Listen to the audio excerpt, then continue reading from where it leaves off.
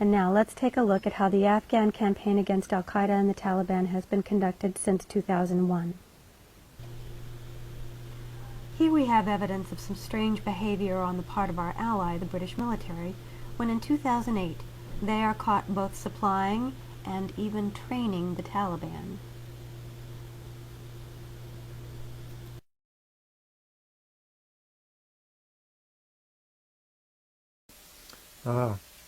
Operation Evil Airlift.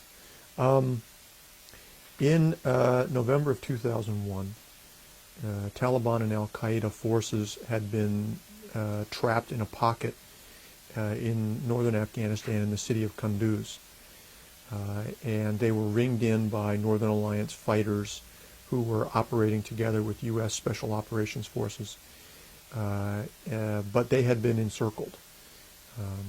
And for whatever reason, a deal was struck that would allow elements of the Pakistani Air Force to fly aircraft into an airfield in Kunduz to extract a number of personnel on the ground in Kunduz.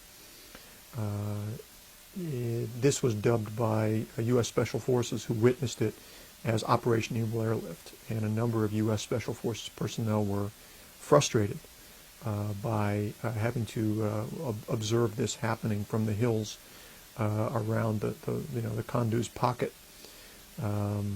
There's been a lot of speculation about why this was allowed to happen. And I think not all the facts are out on the table.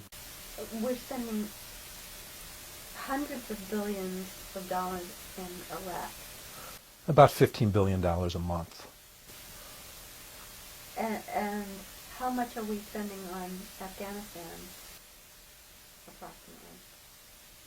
I think since 2001, we've spent a total of $12 billion. There's been studies that suggest that 88% of our aid never makes it into Afghanistan. It's being spent on overhead or studies, or it never really contributes to the Afghan population. When you start to take those types of figures in hand, I mean, the per capita aid per year to Afghans is about $7, about the cost of a McDonald's Happy Meal.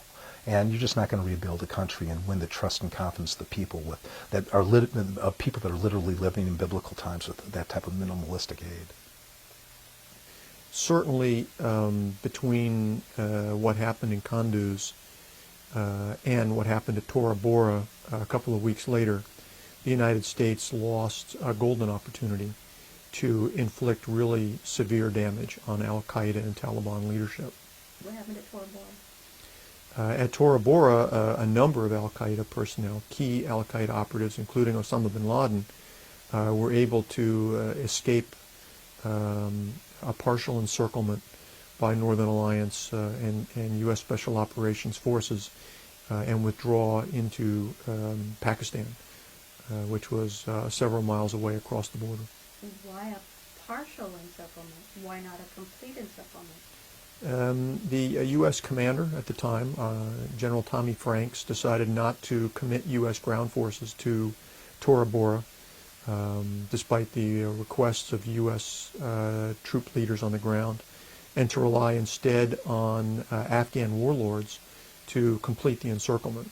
Unfortunately, the warlords that were chosen turned out to be warlords who had previously allied themselves with the Taliban and Osama bin Laden.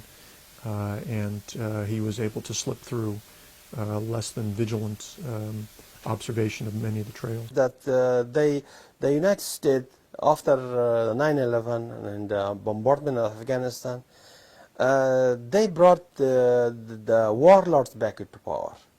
That is the most dangerous part of this history, because these warlords, they are like black marketers. They play with the Soviet, they played with Pakistan, they played with Iran, with Saudis, with everywhere, and of course with the Americans at that time, and they're still playing right now.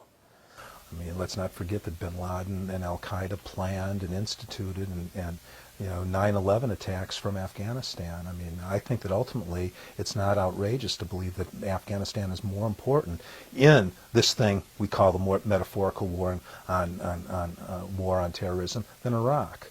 But we're trying to do it on the cheap, and we haven't instituted the types of policies needed to reconstruct this country. And I think that, quite honestly, our military footprint is way too small for what's required in Afghanistan. I mean, we have plenty of oil and plenty of gas resources. Plus, we have copper. The biggest mine of copper is in south of Kabul, in Logar. It's called Ainak. And that agreement was made, the contract was made with China, and they're going to explore the mine. Besides that, the biggest iron mine is in Afghanistan, and it is called Hajigak. It is huge. Besides that, we have uranium. I mean it. If Americans withdraw from Afghanistan, of course there will be disaster. If the coalition forces, if the Americans leave Afghanistan, Karzai government within hours will collapse.